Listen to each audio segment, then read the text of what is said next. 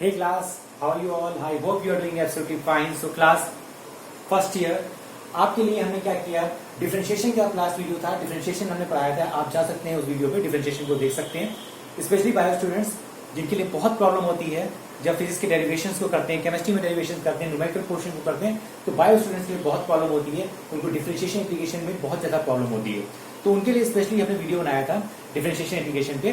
तो डिफरेंशिएशन जिसको पढ़ना हो वो इसके पहले वाले वीडियो में जाएंगे और डिफरेंशिएशन को पढ़ेंगे। जिनको इंटीग्रेशन में पढ़ना है वो इंटीग्रेशन चैप्टर में स्टार्ट करने जा रहे हैं। इससे हम कुछ फॉर्मूले पढ़ेंगे, जिस फॉर्मूले के बेस पे हम क्या करेंगे, अपने न्यूमेरिकल्स को या अदर चीजों को हम क्या करेंगे, सॉल्व करेंगे। इस पे इंटीग्रेशन से क्या हेल्प होगी आपकी, इंटीग्रेशन आपका केमिस्ट्री में न्यूमेरिकल्स पोर्शन में, डेरिवेशन पोर्शन में, फिजिक्स में न्यूमेरिकल या डेरिवेशन में हम क्या करेंगे, यूज करेंगे। तो हम फर्स्ट पहले हेडिंग लिखते हैं इंटीग्रेशन। क्या होता है इंटीग्रेशन? इंटीग्रेशन। अब सबसे पहले इंटीग्रेशन का क्या यूज है, पहली चीज हम समझने की कोशिश करें। इंटीग्रेशन होता है क्या? ये होता है रिवर्स प्रोसेस ऑफ डिफरेंशिएशन। ये जस्ट रिवर्स प्रोसेस होता है डिफरेंशिएशन का। डिफरेंशिएशन का क्या होता है? जस्ट रिवर्स प्रोसेस होता है इंटीग्रेशन। आपसे कोई पूछता है what do you mean integration? It is just reverse process of differentiation. कहां पे यूज करते हैं आप देखने की कोशिश करें, समझने की कोशिश करें कि कहां पे हम यूज करेंगे इंटीग्रेशन। इंटीग्रेशन को यूज करने के लिए सबसे पहले हमें समझना पड़ेगा कि इंटीग्रेशन को हम कैसे यूज करेंगे और कहां पे यूज करेंगे, कैसे यूज किया जाएगा। देखें इंटीग्रेशन को हम कैसे यूज करेंगे। सपोज दैट एग्जांपल से समझते हैं, s इक्वल टू दिया हो टी स्क्वायर। एक इक्वेशन दी है s equal to T square. क्या इक्वेशन दी है? s equal to T square and you have to find velocity.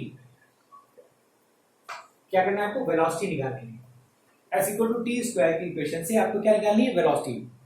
Velocity होती क्या है? वेलोसिटी होती क्या है? ds upon dt, displacement upon time. यानी अगर हमको निकालना है, क्या कर देंगे? ds upon dt। यानी इसको हमने टाइम के साथ क्या कर दिया, टाइम के साथ विद रिस्पेक्ट टू टाइम के साथ में डिफरेंशिएट कर दिया। जो भी चीज इधर होगी उसके रिस्पेक्ट में हमेशा डिफरेंशिएशन होगा। ध्यान रखिएगा, जो भी वेरिएबल इधर होगा उसके रिस्पेक्ट में हम क्या करेंगे, डिफरेंशिएशन करेंगे। तो क्या हुआ? ds upon dt। और डिस्टेंस अपॉन टाइम क्या होता है आपका, ये डिस्प्लेसमेंट अपॉन टाइम क्या होता है आपका? वेलोसिटी। तो ds अपॉन dt, और ds अपॉन dt का फॉर्मूला का क्या निकालें, तो यहां आएगा t स्क्वायर यानी d अपॉन dt, और ब्रैकेट में क्या हो गया? t square. तो ये t स्क्वायर किसके पावर से लिख रहा है? x की पावर n जैसा, और x की पावर n क्या होता था? n, यानी n की जगह क्या है? 2, x की जगह क्या है? t, n यानी 2 - 1 यानी क्या गया? 2t। ये आपका क्या हो गया आंसर। यानी आपको वेलोसिटी निकालना था, तो वेलोसिटी की वैल्यू कितनी आ गई? वेलोसिटी इक्वल टू हो गया ds upon dt equal to 2t। ये आपका आंसर है। आई थिंक क्लियर हो गया होगा, समझ में आ गया होगा इंटीग्रेशन, सॉरी डिफरेंशिएशन समझ में आया। ये आ गया डिफरेंशिएशन, समझ में आया, आई थिंक क्लियर होगा। बट कभी कभी ये समझ में आया। अब क्या है, इसी केस में अगर एक क्वेश्चन इस टाइप का दिया होता, क्या दिया होता है? क्वेश्चन दिया है v equal to T square plus 1, find v equal to T square plus 1, find displacement. Displacement निकालना है, यानी ds निकालना है। अब कैसे निकालेंगे बताएं। वेलोसिटी की इक्वेशन दी है टाइम के स्क्वायर में, और ds लाना है। अब हम यहां पे डिफरेंशिएशन नहीं कर सकते, क्योंकि हमें चाहिए क्या है? डिस्प्लेसमेंट। डिस्प्लेसमेंट से वेलोसिटी निकाल सकते हो, पर वेलोसिटी से डिस्प्लेसमेंट नहीं निकाल सकते। ये क्या हो गया? रिवर्स हो गया। ये क्या हो गया? रिवर्स हो गया। वेलोसिटी दी है, डिस्प्लेसमेंट पूछा है, उल्टा पूछा है।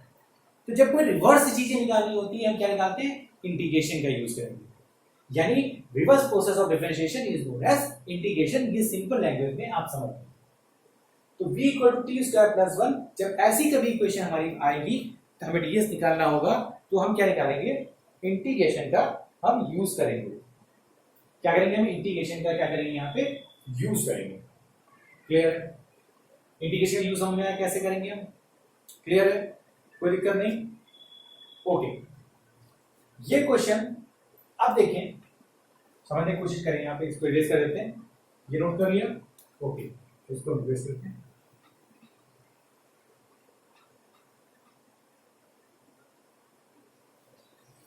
अब वेलोसिटी दी है और ये निकालना है, तो कहते हैं वेलोसिटी होता क्या है, ये होता है ds अपॉन dt लिख सकते हैं। वेलोसिटी को लिख सकते हैं ds अपॉन dt लिख सकते हैं, कोई प्रॉब्लम नहीं। ds अपॉन dt निकालना क्या था आपको, निकालना था ds, निकालना क्या था आपको, ds। ओके, अब ने क्या किया, इसको हमने क्रॉस मल्टीप्लाई किया, तो है v into dt equal to ds। On integrating on both sides, on integrating on both sides, यानी integration of v dt equal to integration of ds। ठीक है, जहां पे इंटीग्रेशन v का लिखा है वहां पे इक्वेशन पुट कर दें। ये साइन होता है, जो ये साइन जो होता है, ये होता है इंटीग्रेशन का साइन। ये साइन जो होता है किसका होता है, इंटीग्रेशन का साइन होता है। क्लियर? तो v की जगह इक्वेशन पुट कर दें, t square plus 1 dt equal to ds। Clear है? अब जब ये इक्वेशन आई यहां पे, इसी को क्या करना है, हमें सॉल्व करना है। इसी के लिए हम क्या पढ़ेंगे, इंटीग्रेशन। समझ में आया?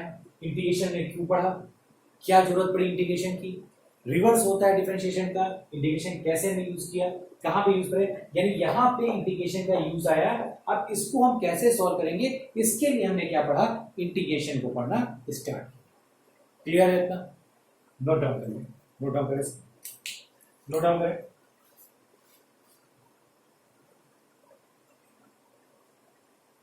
नोट डाउन करें इसको जल्दी से। Okay, now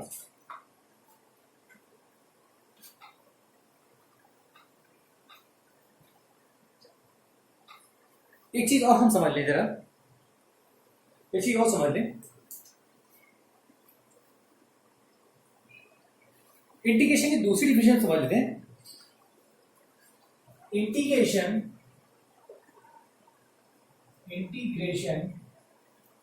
always gives area of graph। Integration हमेशा क्या करता है, एरिया ऑफ ग्राफ्स को बारे में बताता है, या एरिया ऑफ ग्राफ की वैल्यू को कैलकुलेट करने में लगा है इंटीग्रेशन। जो होता है हमेशा एरिया ऑफ ग्राफ को कैलकुलेशन करने में यूज करते हैं। कैसे? सपोज दैट ये आपका था एक्स एक्सिस, ये आपकी थी वाई एक्सिस, ये आपकी थी आई एक्सिस, ये आपकी थी एक्स एक्सिस, और ये आपका ग्राफ दिया है, ये आपका कोई ग्राफ दिया है। ठीक है, ये आपका कोई ग्राफ का क्या दिया है, ग्राफ दिया है। तो एरिया आपको निकालना है, तो आपको मान लिया आपने क्या किया, इस छोटे से पार्ट को आपने कट कर दिया, फिर इस छोटे से पार्ट को आपने क्या कर दिया, कट कर दिया, फिर इस छोटे से पार्ट को आपने क्या कर दिया, कट कर दिया। यानी इस टोटल का एरिया आपको निकालना था। एरिया इंक्लोज, कितना एरिया इसमें इंक्लोज होगा। अच्छा, ये स्ट्रिप कट करी, ये स्ट्रिप कट की, ये स्ट्रिप कट करी, ऐसे स्ट्रिप को आपने क्या कर दिया, कट कर दिया। क्लियर है? ऐसे स्ट्रिप को आपने क्या कर दिया, कट कर दिया। सपोज दैट इसकी डिस्टेंस आपकी कितनी थी, y1, ये आपकी थी y2, ये आपकी थी y3, ये आपकी y1, ये आपकी y2, ये आपकी क्या थी, y3 थी। समझ में आया? y1, y2, y3, ये क्लियर हुआ। और जो इसकी ब्रेथ थी ये dx थी, this is dx, this is dx, this is dx। कितना चौड़ा है, dx। अगर बात करें इसका टोटल एरिया निकालना है, यहां से यहां तक के ग्राफ का एरिया निकालना है, तो हमने क्या किया, इसको स्ट्रिप में कट कर दिया। अब टोटल स्ट्रिप को हमने क्या कर दिया, ऐड कर दिया, यहां से लेके यहां तक ऐड कर दिया, हमें क्या आ गया, एरिया आ गया, इंटीग्रेट कर दिया। यानी integration is always gives a area of graph. Integration क्या करता है, summation. Integration is known as summation. यहां से यहां तक की वैल्यू क्या कर दें, ऐड कर लें। Integration always gives the area of graph, इसका एरिया निकाल लें, ये इंटीग्रेशन होता है। तो क्या होगा, एरिया रिक्वायर्ड क्या आ जाएगा, area required equal, area required equal to क्या होता है, length into breadth, length into breadth. यानी y1 dx plus y2 dx plus y3 dx, ये दो का, ये दो का बताइए। एंड ऐसे जितने भी एरिया होंगे, and so on, and so on. यानी अगर एरिया की बात की जाए तो एरिया का अगर फॉर्मूला लिखा जाए तो इंटीग्रेशन, एरिया का फॉर्मूला लिखा जाए तो इंटीग्रेशन x इक्वल टू कहां से, 0 से x इक्वल टू n, तो यहां कितना होगा y dx, ये आपका फॉर्मूला, ये याद रखिए एरिया का फॉर्मूला। यानी इंटीग्रेशन जो यूज किया जाता है हमेशा एरिया ऑफ द ग्राफ को निकालने के लिए यूज किया जाता है। दूसरा ये क्या होता है, एरिया ऑफ ग्राफ को निकालने के लिए यूज किया जाता है।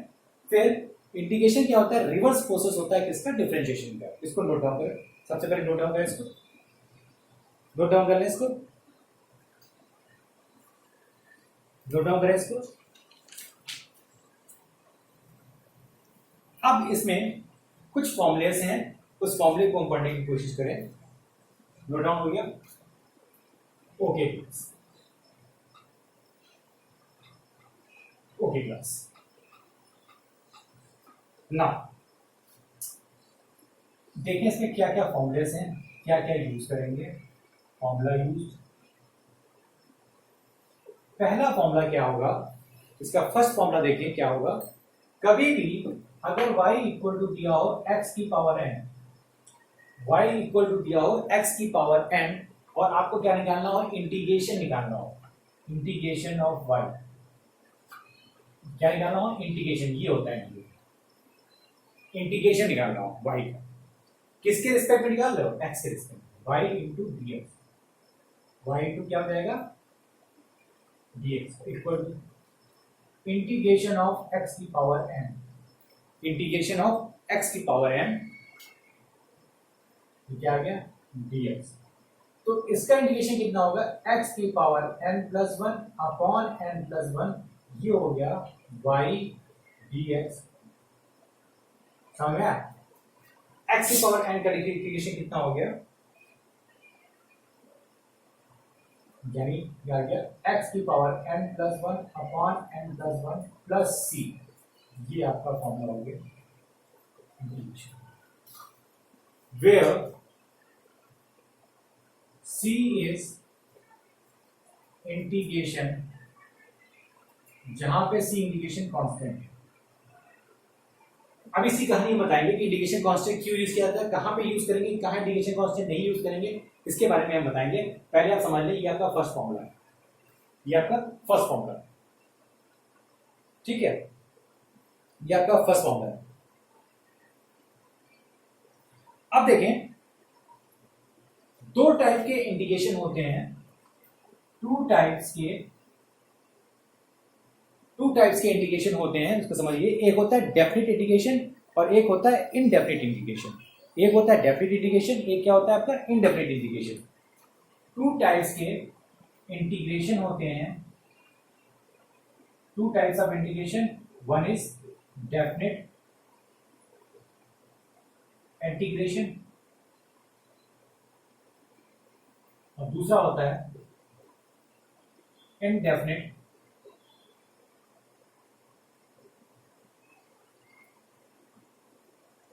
इंटीग्रेशन। एक डेफिनिट इंटीग्रेशन होता है, दूसरा इनडेफिनिट इंटीग्रेशन होता है। डेफिनिट इंटीग्रेशन क्या होगा, जब कभी भी डेफिनिट इंटीग्रेशन होगा तो क्या होगा, डेफिनिट इंटीग्रेशन होगा तब क्या होगा, समझने की कोशिश करें। इसको ये नोट डाउन कर लिया, इसको इरेज कर दें, ओके।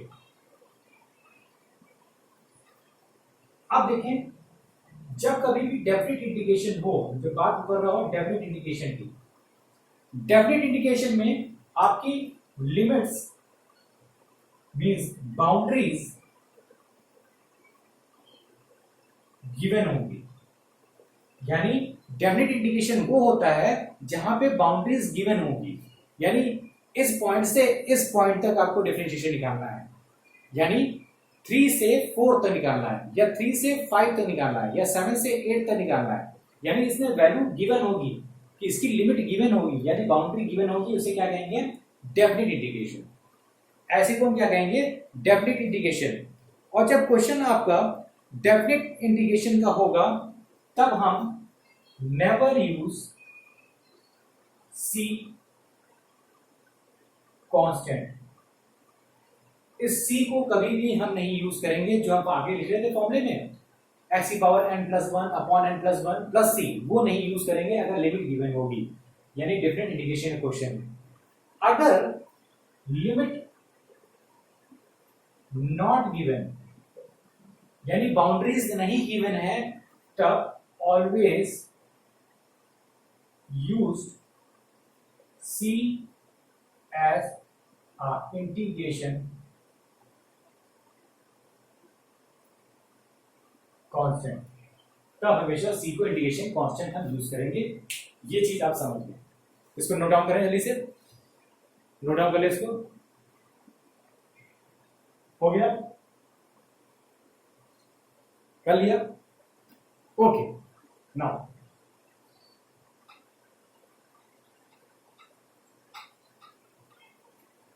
तो पहला फॉर्मूले पे हम क्वेश्चन देख लेते हैं। जैसे आपका पहला फर्स्ट फॉर्मूला क्या था? आपका फर्स्ट फॉर्मूला क्या था? y इक्वल टू एक्स की पावर n, तो क्या आएगा? Integration of y dx equal to x की power n+1 upon n+1 plus c। ये c क्या था? Integration constant. जब लिमिट गिवन होगी तो इंटीग्रेशन कांस्टेंट को नहीं लगाएंगे, वरना इंटीग्रेशन कांस्टेंट को हम लगाएंगे। एग्जांपल देख लेते हैं। Suppose that y equal to दिया है x की पावर 4 प्लस x की पावर 3, 3x की पावर 3, ऐसे क्वेश्चन को दिया हुआ। तो अगर हम इंटीग्रेशन निकालें, integration of y dx equal to integration of x की पावर 4 dx प्लस 3 कांस्टेंट, जो भी कांस्टेंट होगा उसको बाहर लिखेंगे, 3x dx। समझ में आया? x की पावर n का फॉर्मूला क्या था? x की पावर n का फॉर्मूला x की power n+1 upon n+1, then x की पावर 4 + 1 अपॉन 4 + 1 प्लस 3 x की पावर 3 + 1 अपॉन 3 + 1। अब बताइए इसमें c लगेगा नहीं लगेगा? लगेगा, क्योंकि इसमें लिमिट नहीं दी है, बाउंड्री नहीं दी है, तो प्लस c ऐसा इंडिकेशन कांस्टेंट। क्या आ गया? x की पावर 5 अपॉन 5 प्लस 3 x की पावर 4 अपॉन 4 प्लस, यही आपका क्या होगा? आंसर। ये आपका आंसर है। क्लियर हो गया होगा आई थिंक। तो ये फर्स्ट फॉर्मूला है जो आप एग्जामिनेशन में यूज करेंगे इंटीग्रेशन में। ये आप फर्स्ट फॉर्मूला है जो आप फॉर्मूला यूज करेंगे इंटीग्रेशन में। अब देखें सेकंड फॉर्मूला कैसे यूज करेंगे इंटीग्रेशन। सेकंड फॉर्मूला का यूज कैसे करेंगे ये समझने की कोशिश करें। सेकंड फॉर्मूला, अब सेकंड फॉर्मूले का यूज देखें कैसे करेंगे। अगर कभी भी y इक्वल टू दिया हो, अगर कभी भी y इक्वल टू दिया हो आपका s की पावर -1 और दिया हो 1 अपॉन x, बात तो एक ही है, तो इंटीग्रेशन निकालेंगे अगर y dx equal to integration of s की पावर -1 dx, s की पावर -1 dx। ठीक है, जब कभी s की पावर -1 dx का इंटीग्रेशन होगा तो इसे मिल सकते हैं 1 अपॉन x dx, और इसका इंटीग्रेशन होता है log e to the base x plus c। ये आपका सेकंड फॉर्मूला है, इसको नोट। ये आपका सेकंड फॉर्मूला है, इसको नोट डाउन करें। ये आपका सेकंड फॉर्मूला है, नोट डाउन करें। थर्ड फॉर्मूला, यानी y इक्वल टू 1 दिया है, कभी भी कांस्टेंट दिया है, नंबर दिया है 1 2 3 4 कुछ भी दिया हो, उसका इंटीग्रेशन क्या होता है, integration of y dx equal to integration of 1 dx, और इसका होता है हमेशा x प्लस c। कब c लगाएंगे, जब डिफरेंट वो लिमिट नहीं दी हुई, यानी हमेशा कांस्टेंट का इंटीग्रेशन क्या होता है x। क्लियर हो गया, ये आपका थर्ड फॉर्म। फोर्थ देखें क्या होता है, फोर्थ को समझे। फोर्थ देखें,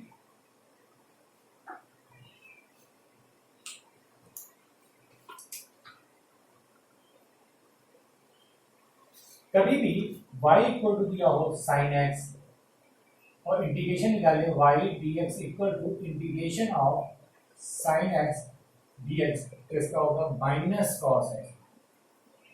याद करिए, जब डिफरेंशिएशन था तो यहाँ पे cos x आ रहा था, मगर यहाँ कितना आ रहा है, माइनस कॉस x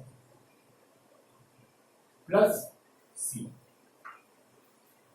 ठीक है, एक लास्ट फॉर्मूला आपका, एक लास्ट फॉर्मूला देख लीजिए। हमेशा c तभी लगाएंगे जब लिमिट आपकी नहीं गिवन होगी।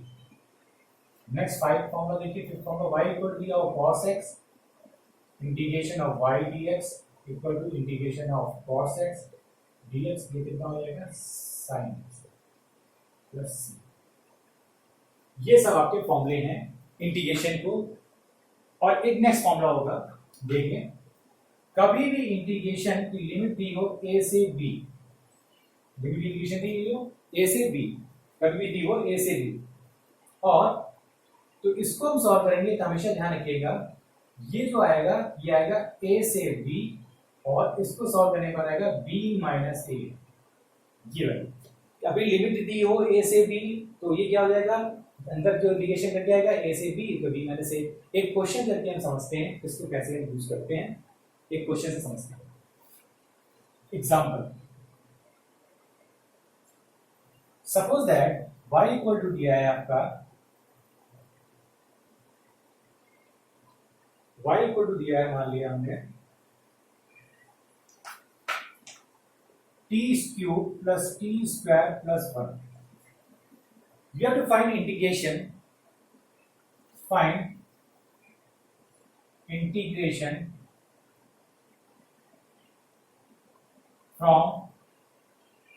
limit 3 to 4, for limit 3 to 4। Solution देखें, सॉल्यूशन देखें, हिल गया कैमरा, जरा देखते हैं, जरा कैमरा तो नहीं हिला, कैमरा तो नहीं हिला, ओके आई थिंक नहीं हिला कैमरा, दिख रहा है, ओके। देख, इसको हम डिलीट कर देते हैं, हटा देते हैं इसको, ये हटा देते हैं, दोनों क्या हो गए, ओके। ये से क्वेश्चन दिया है, लिमिट दी है 3 to 4, y का इंटीग्रेशन निकालना है तो y dx।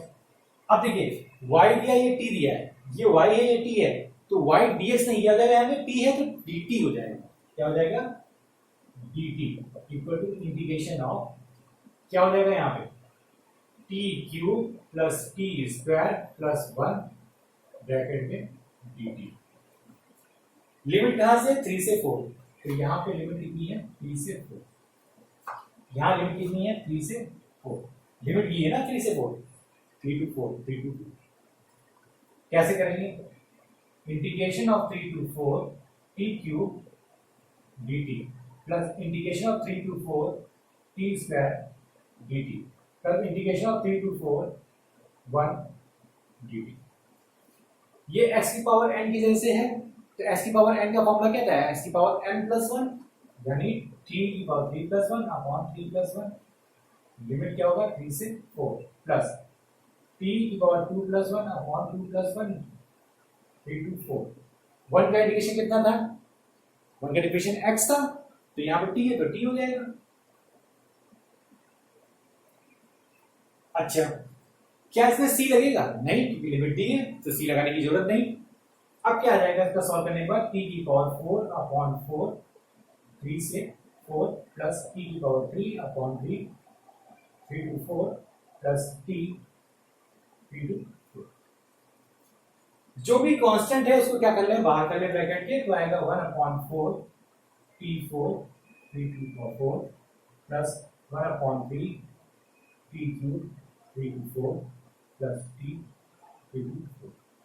अब क्या होता था, ए से बी लिमिट थी, क्या आपका फॉर्मूला था, आपको उत्तर डिवाइडर इंटीग्रेशन, अगर ए से बी दिया हो तो क्या होता था, फॉर्मूला होता था ए से बी यानी B minus A, B minus A, ये ए ये बी माइनस ए, यानी 1/4 बी ए बी, तो बी माइनस ए 4 की पावर 4 माइनस बी की power 2 plus 1/3 B 4 cube minus 3 cube plus B 4 minus 3। इसको सॉल्व कर ले, जो आएगा वही आपका क्या होगा आंसर। तो क्लास इंटीग्रेशन का यही पार्ट है, इसको हम क्या करेंगे अपने डेरिवेशन में, फॉर्मूले में यूज करेंगे। जो भी आपके केमिस्ट्री का क्वेश्चन आएगा या केमिस्ट्री का डेरिवेशन आएगा या फिर इसमें डेरिवेशन आएगा, तो इस तरीके से हम इंटीग्रेशन को यूज करेंगे। तो this is all about today's lecture. I think बहुत हेल्पफुल होगा आपके लिए, बायो स्टूडेंट्स के लिए। So have a nice day, thank you.